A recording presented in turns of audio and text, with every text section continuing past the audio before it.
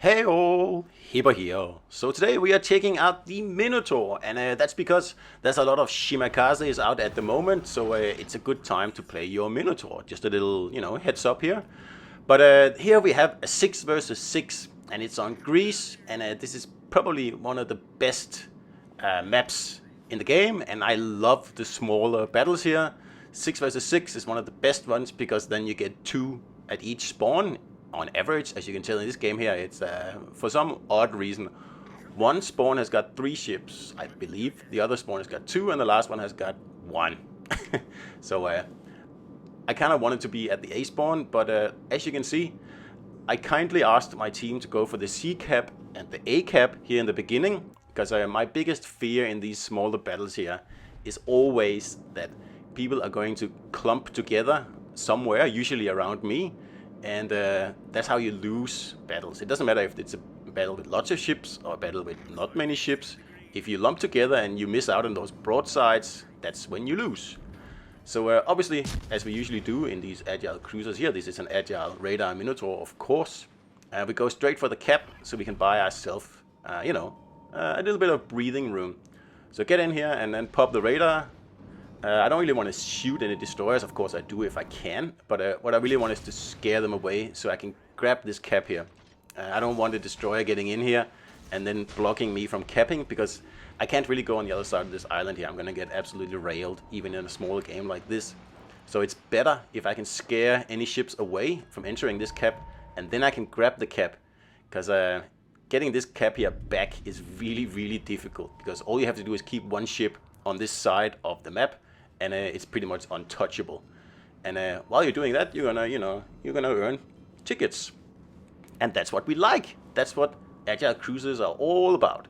And as you can also tell, this is a great game. I'm just gonna tell my fellow teammates here that they played an awesome game, because usually these games here, as soon as it's less than 9 people, like, people panic. Like, they're like, oh no, what do I do? How do I play the game now? And they just, they do ridiculous things. I don't know, but in this game here, it's fantastic, because people are actually playing, it makes sense, except for the both destroyers going to one cap, but it's okay. I can look through my fingers with that. It doesn't really matter. I have the B cap, and the other cruiser over there, he's making advances on the A cap. It's a little bit more difficult for him, of course, because I'm pretty sure he's spotted. And the Des Moines comes out to make a statement, and we're just gonna see if we can't citadel him here. It's probably not gonna happen, because he's a little bit angled, and I can actually tell you that it's not gonna happen. But we're gonna give him a little bit of damage here, and I'm just gonna pull my nose back in, because he can definitely citadel me. So I'm just gonna sit here. I want him to make a stupid move at some point, because that's what the whole thing here is about. Get the cap, put some pressure on the red team so they make mistakes. And yay, very nice. 2 torp hits on, I believe that was a destroyer over there in the cap. If you noticed before, I went into the middle, and I just kind of assumed that a destroyer would go over there, and I shot torpedoes.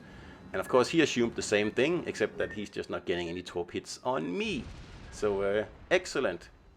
Very nice. So a super nice start here. I mean, we've pretty much crippled one destroyer over there. A can't even see him. He's probably running away.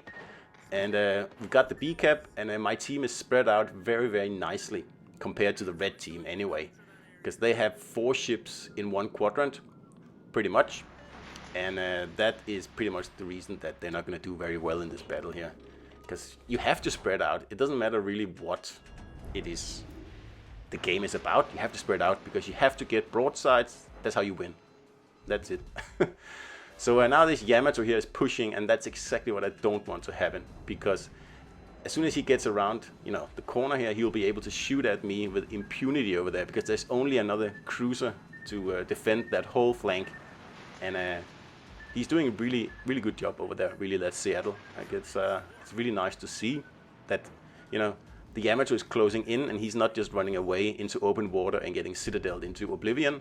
No, he is actually taking up a very smart position that allows him to keep the cap and still stay in cover. So obviously we're going to support him, because if I don't make a little bit of ruckus over here, that Yamato is just going to focus him, and sooner or later he's going to hit him. So we're going to put a little pressure on this guy here. And we're going to keep this up as long as we possibly can. So we're going to keep an eye on the guns on the Yami. I have probably around 30 seconds before he gets them turned. And now he's looking like, oh, what's that? What's going on? Oh, where are these shells coming from? Well, they're coming from the ship that is, getting at your broadside, which is, what the whole thing is about. Because you pushed in, and now you are definitely getting punished for it because you didn't really think before you did it. But then on the other hand, that's what we want him to do. We want to put some pressure on these Reds here to make them make mistakes just like this. Because he was probably thinking, oh, we're losing all the caps. I should probably head in and take one. And as admirable as that is, this is not the ship to do it in. As much as I like battleships pushing, trying to take caps, in this instance here, that's not the right play. And that's just too bad. I mean, as I said, this is plays I would like to see a lot more in the game because it's pretty much never happens. Caps, oh, that's something for destroyers to worry about, right? Oh, cruisers are excellent capping ships.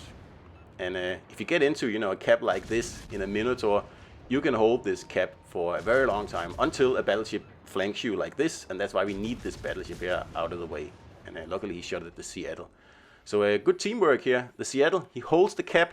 He doesn't panic. He doesn't, run away just because a battleship happens to be on his side of the map.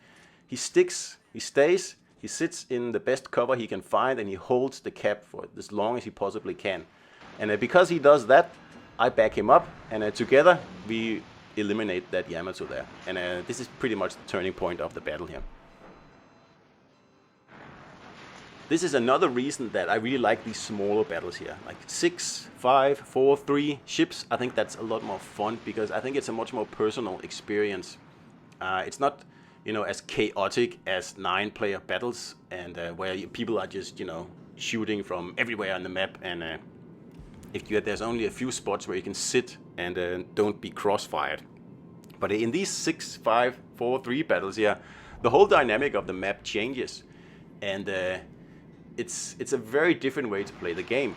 Now, Aaron and I, the other CC, were discussing the other day whether, these smaller battles are more difficult or easier.